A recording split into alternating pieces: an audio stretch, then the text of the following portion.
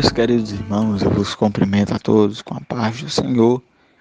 Louvamos a Deus, queridos, por esse momento feliz, a qual Deus ele vos concede, de estarmos participando mais uma vez de mais uma leitura diária. Queremos agradecer primeiramente a Deus e em seguida ao nosso amigo e irmão Edgar Melo por ter dado essa confiabilidade em nós de estarmos transmitindo mais uma palavra do Senhor Jesus aqui nessa manhã. Queridos irmãos, como nós bem sabemos, estaremos estudando a lição sobre a vida de Jó, e a lição de número 1 hoje tem por título O Livro de Jó, e a nossa leitura diária, a qual foi passada para nós, que é o nosso subtema, tem por título Deus não tem compromisso com os injustos. Deus, ele não tem compromisso com os injustos. Que ela está baseada no livro do profeta Jeremias, capítulo de número 20, a começar do versículo 14 até o versículo de número 18. Assim, estaremos lendo a palavra do Senhor aqui nessa manhã. Assim nos diz a palavra do Senhor. Maldito o homem que deu as novas ao meu pai, dizendo: nasceu-te um filho, alegrando-o com isso grandemente. E seja esse homem como as cidades que o Senhor destruiu, sem que aparecesse, e ouça esse clamor pela manhã, e ao tempo do meio-dia um alarido. Por que não me matou desde a madre, ó minha mãe? Não foi minha sepultura? Ou não ficou grávida perpetuamente? Por que saí da madre para ver trabalho e tristeza, e para ser consumado os meus dias na confusão? Glória seja dada ao nome do Senhor Jesus. Queridos irmãos, damos graças a Deus por nós estarmos lendo a palavra do Senhor, e como nós falamos, o nosso tema ele tem algumas ligações sobre a injustiça, e o nosso tema, como nós falamos também, é Deus não tem compromisso com os injustos. Falar sobre injustiça é algo muito excelente. É bem verdade, nós sabemos que injustiça ou injusto é aquele que não se encaixa nos parâmetros da justiça, ou aquele que não está em conformidade com a justiça, e isso ambas são as mesmas coisas. É bem verdade a gente saber também que Deus ele não tem nenhuma parte de vínculo com os injustos. Sabemos que Deus ele aprovou mesmo o próprio Jó, dizendo que Jó era um homem justo, Jó era um homem bom, porque Deus ele gosta e Deus ele tem uma certa seriedade com os justos, mas Deus ele não tem nenhum tipo de vínculo com os injustos.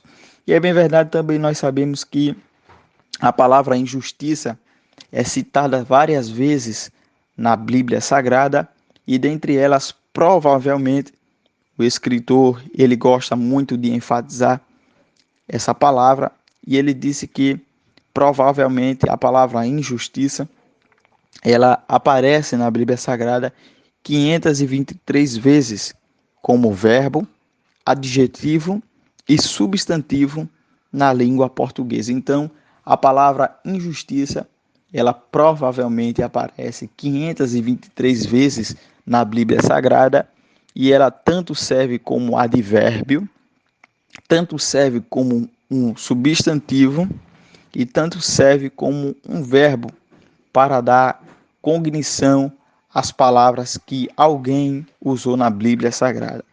E é bem verdade também nós citarmos aqui que, como nós falamos, Deus ele detesta algum tipo de injustiça, e sabemos que tem duas injustiças que Deus ele abomina, e está baseada no livro de Provérbios, capítulo 17 e o versículo 15, apenas citando.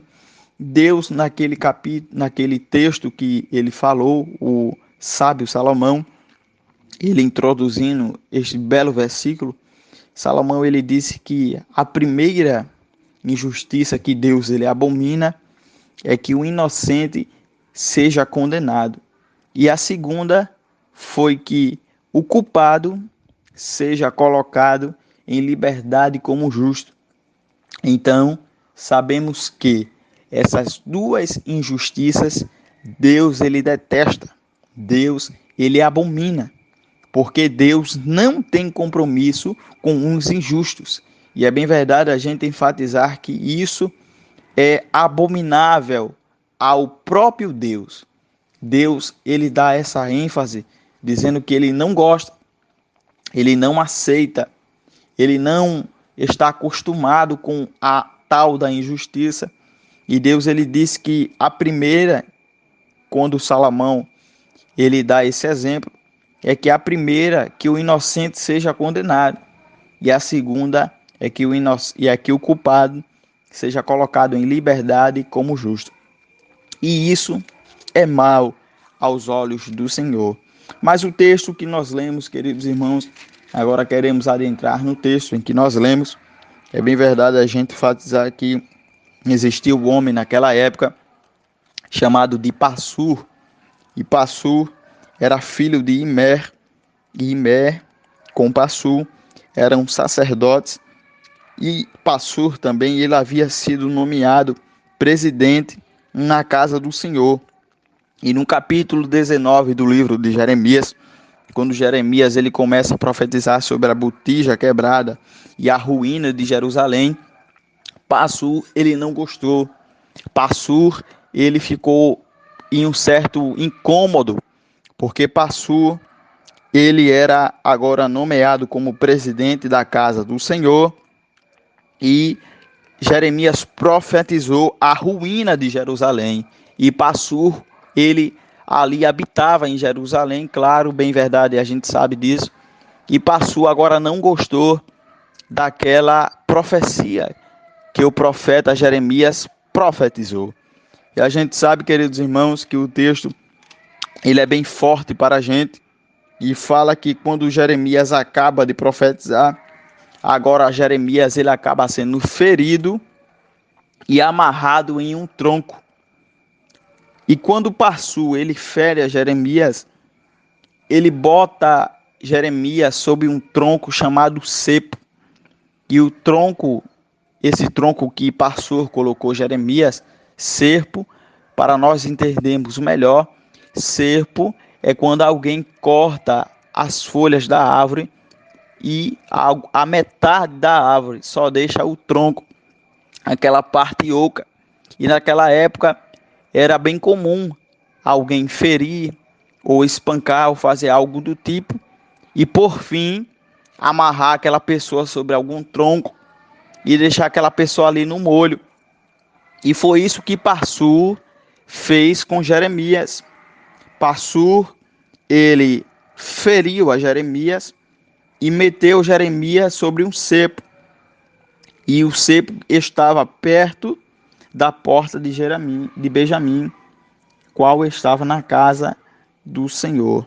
E é bem verdade a gente saber, irmãos, que Jeremias ele intercede a Deus. A gente vai ver no contexto que Jeremias ele intercede a Deus, mas também Jeremias ele acaba profetizando de novo para Passur. Jeremias agora acaba dizendo que Deus vai ferir ele, vai ferir os seus amigos, porque usaram de injustiça sobre o Senhor. E como o nosso tema é bem forte, diz que Deus não tem nenhum tipo de compromisso com os injustos.